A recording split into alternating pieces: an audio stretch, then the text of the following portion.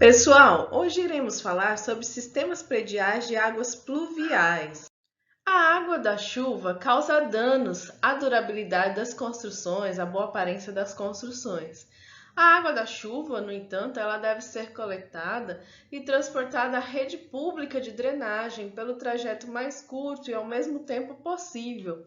Então, aqui no nosso país, no Brasil, utiliza-se o sistema separador absoluto, ou seja, rede de esgoto sanitário separada das redes de águas pluviais, pois as vazões pluviais são bastante superiores à dos esgotos sanitários.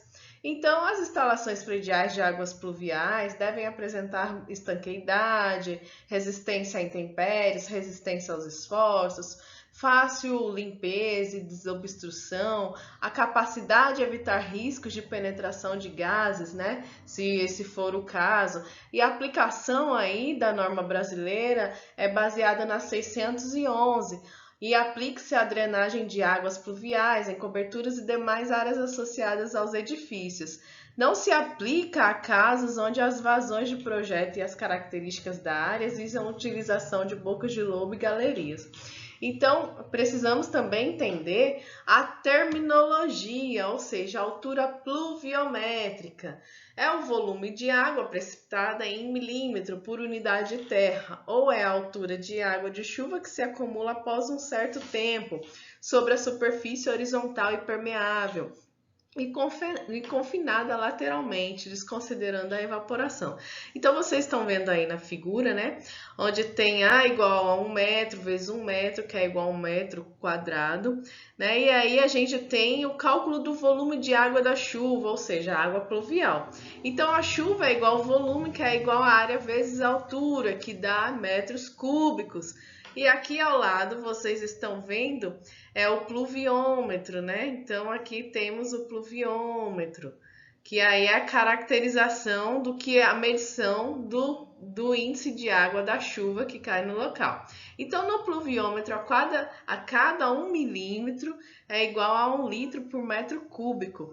Então, tem as unidades aqui de medida, que vocês estão vendo, Então, aqui temos 1 metro é igual a 100 centímetros. 1 milímetro é igual a 0,1 centímetro. O volume é igual a 100 centímetros vezes 100 centímetros vezes 0,1 centímetro, que é igual a 1.000 centímetros cúbicos. O volume é igual a 1.000 centímetros cúbicos, que é igual a 1.000 milímetros, que é igual a 1 litro. Então, temos que lembrar aí essas convenções aí, Essas conversões na realidade. Então, lembre-se que o que mede o índice da água da chuva, o que mede a água da chuva é o pluviômetro. Ok, gente? Continuando ainda na terminologia, a intensidade pluviométrica é a altura pluviométrica por unidade de tempo. Então, a unidade medida é em milímetro por hora. A duração de precipitação é intervalo de tempo de referência para a determinação de intensidades pluviométricas. E o período de retorno é o número médio de anos em que para a mesma duração de precipitação, uma determinada intensidade pluviométrica é igualada ou ultrapassada apenas uma vez. Já a área de contribuição é a soma das áreas das superfícies que interceptam a chuva, que conduzem as águas para determinado ponto de instalação. E o tempo de concentração é o intervalo de tempo decorrido entre o início da chuva e o momento em que toda a área de contribuição passa a contribuir para determinada seção transversal de um condutor ou calha. Quando falamos em calha, estamos falando que é um canal que recolhe a água de coberturas, terraços e similares e a conduz a um ponto de destino. O condutor horizontal é o canal ou a tubulação horizontal destinada a recolher e conduzir águas pluviais até locais permitidos pelos dispositivos legais. Já o condutor vertical é a tubulação vertical destinada a recolher águas de calhas, coberturas, terraços e similares e conduzi-las até a parte inferior do edifício, O perímetro molhado é a linha que limita a seção molhada junto às paredes e ao fundo do condutor ou a calha. A área molhada é a área útil de escoamento em uma seção transversal de um condutor ou calha. O raio molhado é a relação entre a área e o perímetro molhado. A vazão de projeto é a vazão de referência para o dimensionamento de condutores e calhas. O coeficiente de eflúvio superficial é a quantidade de chuva que escoa superficialmente.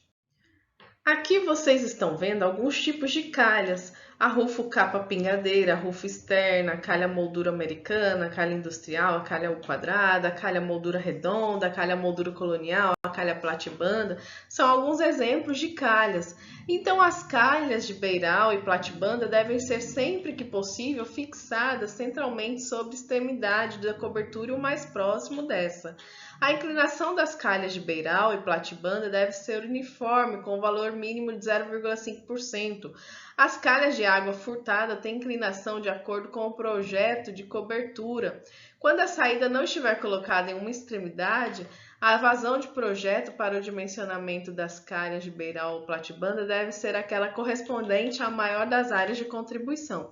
Quando não se pode tolerar nenhum transbordamento ao longo da calha, extravasores podem ser previstos como medida adicional de segurança. Nesses casos, eles devem descarregar em locais adequados.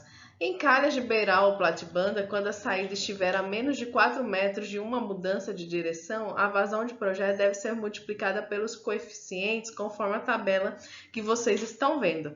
Tipos de curva: curva a menos de 2 metros da saída da calha, curva entre 2 metros e 4 metros de saída da calha. Então, os tipos de curvas temos o canto reto, o canto arredondado, o canto reto 1,2, o canto arredondado 1,1 e a curva de 2 e 4 metros de saída da calha 1,1 e 1,05. Então aí, ó, temos curva a menos de 2 metros com essas saídas, né, para canto reto 1,2 e para canto arredondado 1,1 e para a curva de 2 a 4 metros de saída da calha 1,1 e 1,05.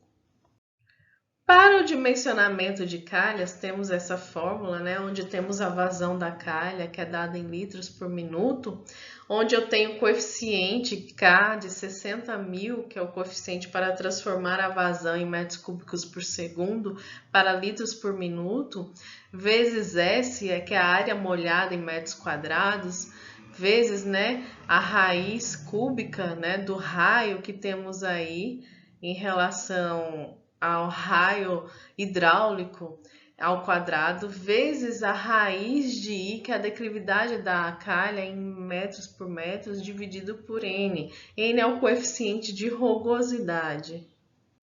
Quanto aos coeficientes de rugosidade dos materiais, temos aí uma tabela, né, que aí tem a descrição do material e o coeficiente.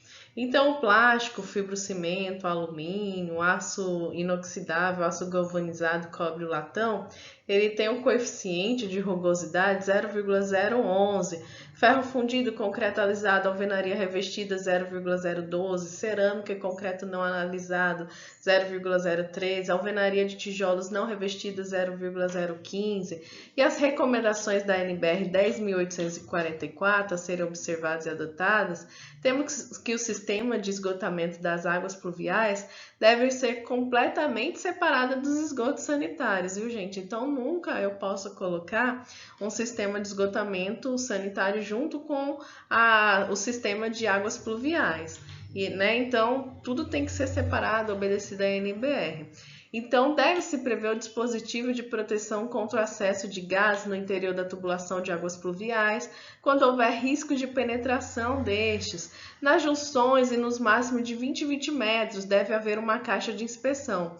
Quando houver risco de obstrução, deve-se prever mais de uma saída. Lajes impermeabilizadas devem ter declividade mínima de 0,5%. Calhas de beiral e platibanda devem ter declividade mínima de 0,5%.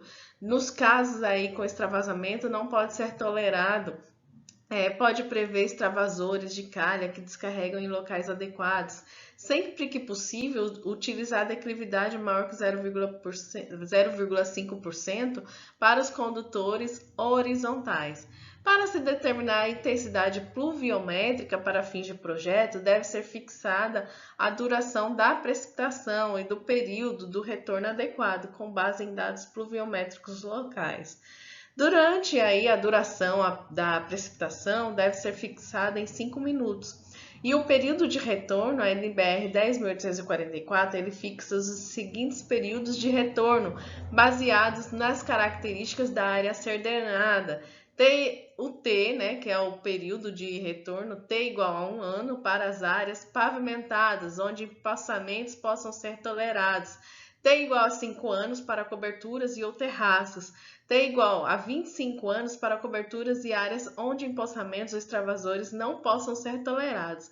A intensidade de precipitação aí é designada, né, a intensidade de precipitação a ser adotada deve ser de 150 milímetros por hora, quando a área de projeção horizontal for menor que a 100 metros quadrados. Se a área exceder a 100 metros quadrados, utilizar tabela, né, de intensidade de chuvas do Brasil, da NBR 10.844. Para determinar a vazão de projeto, temos que é a vazão do projeto em litros por minuto é igual à intensidade pluviométrica em milímetros por hora vezes a área de contribuição em metros quadrados, dividido por 60. Então, para determinar a vazão do projeto, é essa a fórmula que se utiliza. Então, o dimensionamento dos condutores verticais também deve ser aí dimensionados, né? Então, os condutores a ser instalados sempre que possível, em uma aprumada, quando desvios devem ser utilizados, curvas de 90 graus, de raio longo ou curvas de 45 graus, sempre com peças de inspeção, dependendo do tipo de edifício e material dos condutores. Os mesmos poderão ser instalados interna ou externamente ao edifício. E o diâmetro interno mínimo dos condutores verticais de seção vertical é de 75 milímetros e devem ser dimensionados a partir dos seguintes dados, né? Vazão do projeto, altura da lâmina d'água na calha, comprimento dos condutores verticais. Então, tudo isso aí eu tenho que observar.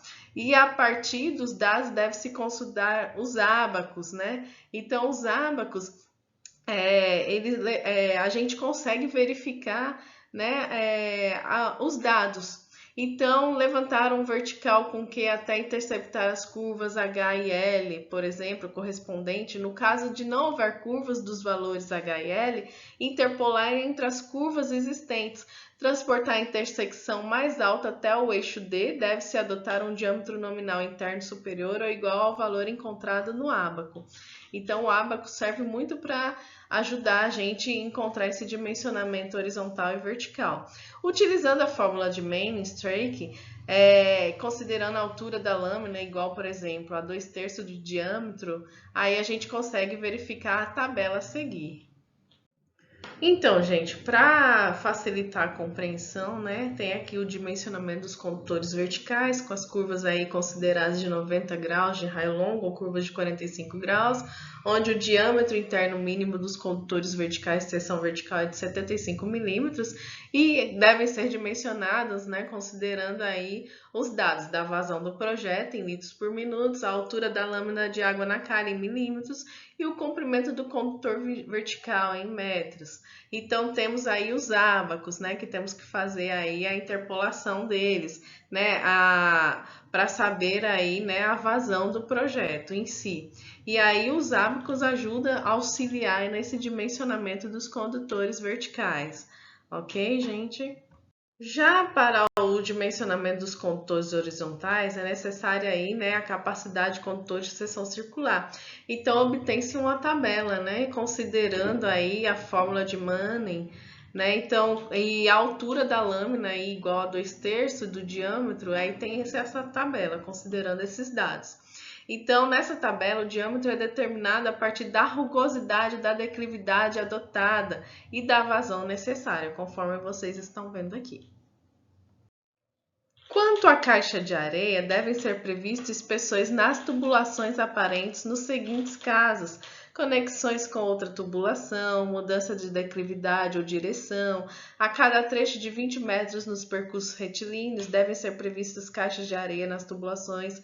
Nos seguintes casos, nas conexões com outras tubulações, mudanças de declividade ou direção, a cada trecho de 20 metros dos percursos retilíneos. Em ambos os casos, em cada descida, ou seja, no condutor vertical, o pé do tubo condutor vertical deverá ser instalado em uma caixa de areia. De acordo com a NBR 10.844, a ligação entre os condutores verticais e horizontais é sempre feita por curva de raio longo, com inspeção aí na caixa de areia, né? Então, a figura que vocês estão vendo mostra o modelo dessa caixa de areia, como ela é. Então, temos aí, né, a tampa de concreto armado, com alça retrátil, alvenaria de tijolo maciço, argamassa, né, com traço de 1:3, com impermeabilizante. Então, aí, essa é a representação da caixa de areia.